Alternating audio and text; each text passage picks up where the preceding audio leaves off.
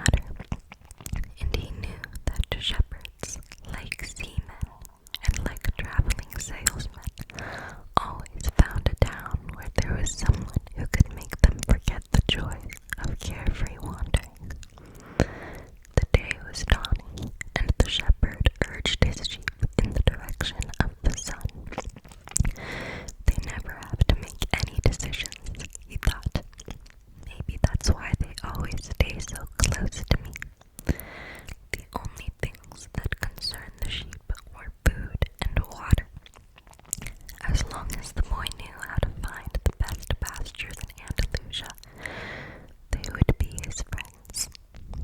Yes, their days were all the same, with the seemingly endless hours between sunrise and dusk, and they had never read a book in their young lives, and didn't understand when the boy told them about the sights of the cities.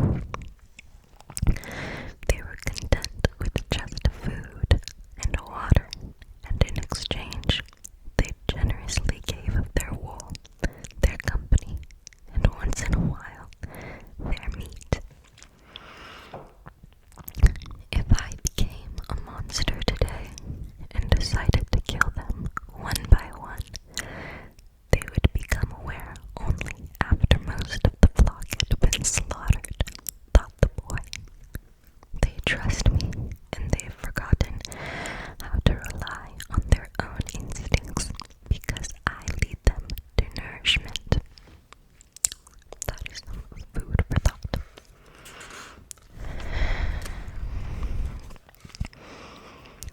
The boy was surprised at his thoughts. Maybe the church with the sycamore growing from within had been haunted. It had caused him to have the same dream for a second time, and it was causing him to feel anger towards his faithful companions. He drank a bit from the wine that remained from his dinner from the night before, and he gathered his jacket closer to his body.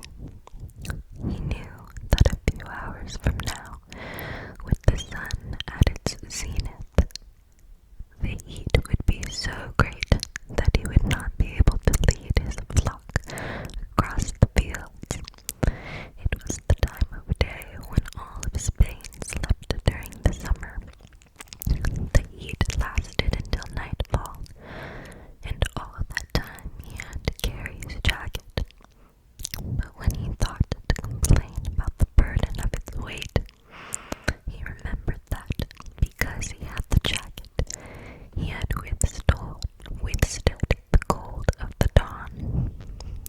We have to be prepared for change, he thought, and he was grateful for the jacket's weight and warmth. The jacket had a purpose, and so did the boy. His purpose in life was to travel, and after 2 years of walking the Andalusian terrain, he knew all the cities of the region. He was planning on this visit to explain to the girl how it was that a simple shepherd knew how to read, that he had attended a seminary until he was 16. His parents had wanted him to become a priest, and thereby a source of pride for a simple farm family. They worked hard just to have food and water, like the sheep. He had studied Latin, Spanish, and theology, but ever since he had been a child, he had wanted to know the world, and this was much more important to him than knowing God and learning about man's sins. One afternoon, on a visit to his family, he had summoned up the courage to tell his father that he didn't want to become a priest, that he wanted to travel. People from all over the world have passed through this village, son, said his father. They come in search of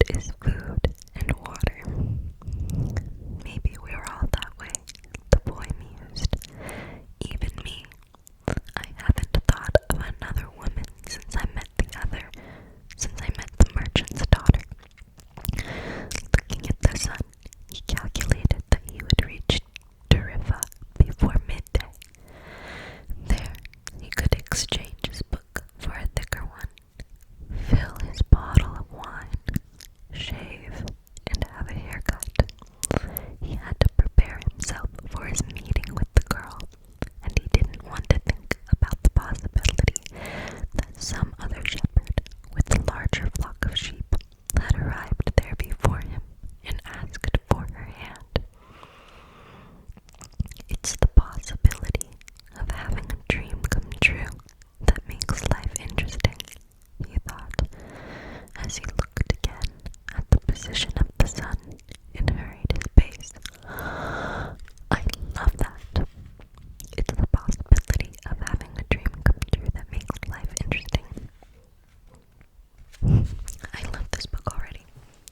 Anyways, where was I?